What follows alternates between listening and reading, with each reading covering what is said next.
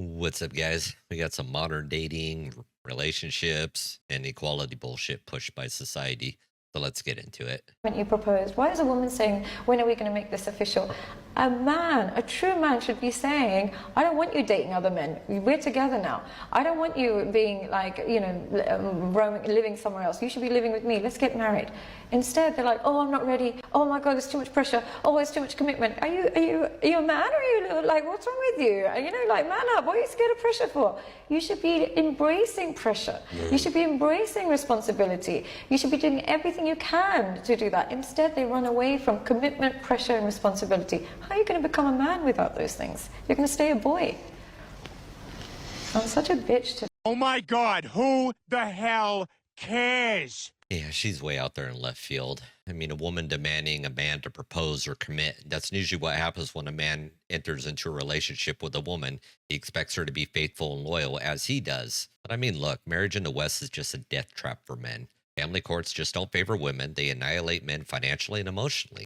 And here's this woman nagging about why a guy isn't jumping into the meat grinder. I mean, ladies, look, men aren't scared of commitment. They're just avoiding a system rigged against them. And a true man doesn't need to man up. He just needs to wake up. This isn't the 1950s where commitment then meant stability. Today, it just means you're one argument away from losing half your paycheck, your kids, and half of your stuff. A relationship has to be his project. Your living together has to be his project. Your marriage has to be his project again and again and again. That's because men are less attached to the concept of a relationship, okay? That's why if it's his project, he's much more committed, he's much more invested, okay? And then when you have problems, when he's tired of everything, when he wants something new, he will be that much invested that he will not leave. But if he's not, then it's going to be much easier for him to leave. And it's much easier for a man to leave a relationship than for a woman. What you just said is one of the most insanely idiotic things I have ever heard. His project. I mean, what are we building? A skyscraper? Relationships aren't a job for men to clock into, pour their life and soul into while a woman supervises. Men are natural problem solvers and fixers, but a relationship is not a project. I mean, her entitlement just reeks of a feminist doublethink, demanding equality while expecting men to shoulder everything. I mean, you want men to invest by bringing something to the table besides endless expectations. No man wants to commit to someone treating them like a perpetual employee. I don't know what man needs to know and understand this, but you should always be testing your wife or girlfriend through the duration of your relationship. And you need to be a little bit mean to her. And the way that you test her is that you take away something that gives her resources, whether it's not paying for something, taking away something that she really likes, etc., to test how vindictive or spiteful she will become when you stand your ground. And before you come up in the comments and say, if there's too many games, I'm out, this will save you the hassle down the road if she decides to dump your ass or get a divorce or withhold your children against you. You need to test her to see how vindictive she'll become years down the road. When you say no to a woman, her true colors will come out. She'll either give you the silent treatment, she'll withhold affection from you. If you have children involved, she'll make it impossible for you to see them. You will be able to see this throughout the duration of your relationship, and you can always see how she reacts, and this is why you have to give her tests. Because if you don't, and you wait till the end of the relationship, and all of a sudden she's vindictive, you're sitting there confused, like what the fuck happened, when really that was who she was all along. It sounds silly and stupid to have to test your partner, but she's going to take tests and do this to you all along the way and likely embarrass you on social media. So this is for your own protection. Y'all need to learn to not give her everything she wants all of the time. She needs to learn that when you say no, no means no. It doesn't mean that you say no and then 10 minutes later you give in. It's almost like treating a child or teaching a child rules and expectations. And it sounds silly, but it will save you a lot of time, money, effort in the short term and the long term, especially when it involves your children down the road. Okay, bye. Yep. Yep. Yep. You know, and she's not wrong. I'll just kind of add into what she's been saying, maybe recap some of it. But testing your partner is a basic self-preservation in 2025. And women are already testing men every second with games, from social media baiting to emotional manipulation. But when men test women, suddenly it's cruel. I mean, here comes this double standard bullshit again. And it's not cruel, it's survival. The courts ensure that if she flips the script, you're paying alimony, child support, half of your stuff, I mean, you're paying out your ass for decades. If she's vindictive now, imagine what she's going to be like with a divorce lawyer. Modern relationships is like poker. You got to play smart or you lose everything. I laugh every single time I see anything about like the male loneliness epidemic, because every woman I know is like the most beautiful, considerate, thoughtful, lovely person and is trying to find love. And then every man I encounter is fumbling the baddest bitch on the planet because of their own ego or own self issues. I was supposed to go on a first date a week ago. This was with somebody that I had met in real life through a friend. We got along super well.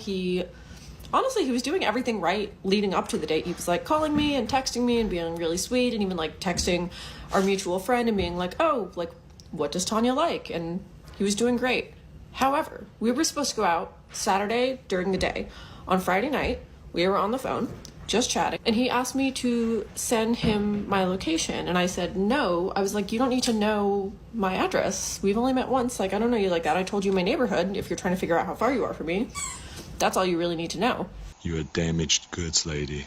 The male loneliness epidemic again. But here's the truth. Modern women have absurd standards. They swipe left on 95% of the men on dating apps, and then they cry that they're single. This chick, and she rejects a guy for asking her location. But fair enough, I get it. But she still blames men's egos for her failed love of life. Men aren't fumbling, they're opting out. Nobody wants to chase someone who acts like a princess and offers nothing but complaints. So if you want a good man, stop expecting perfection while providing mediocrity. I'm going to need people to start understanding that it is actually really easy to meet people in the wild, and you do not have to put yourself out there on a dating app to find someone. Okay, I am living proof of this. In fact, I strongly believe that to find a partner, you don't have to put yourself out there. You don't have to intentionally put effort into dating to find someone. In fact, I never have done that, and all of the significant men in my past history were men that I met in the wild. So that is like the first limiting belief that I'm going to need you to get rid of, is this idea that dating apps are the only way to go to meet someone, especially if you are someone that doesn't like dating like me, or you just don't like apps. I promise you can meet people in other ways, and I'm about to tell you how. These are all things, by the way, that have happened just within this past month. And I'm not talking like dating, I'm just talking more so being approached by men. So first off, there are 2 men at the gym that I know for a fact are interested in me, because this other guy that I talked to at the gym has come up to me and told me that these 2 specific men have asked him about me. And honestly, just based off of that alone, I know for a fact there are probably several other men at the gym who have noticed me and are interested in me. They're probably just too afraid to say anything. Then the other day I was at the airport. I had just gotten through TSA, and the officer that was looking through my backpack, I always have to get my backpack checked because I carry juice boxes more than 3 ounces. Anyways, this officer, instead of like letting me walk away, he was like, so where are you going? Like, what do you do? Are you from here? Just asking me all these questions, which like, in my opinion, that was him like kind of hitting on me. And I literally saw him like kind of carefully looking around, making sure nobody was watching this conversation happen, because he should have been working. Like, he knew he should have been doing things, but instead he was talking to me. Then last night we were at the bar, and my friend and I were at the bar,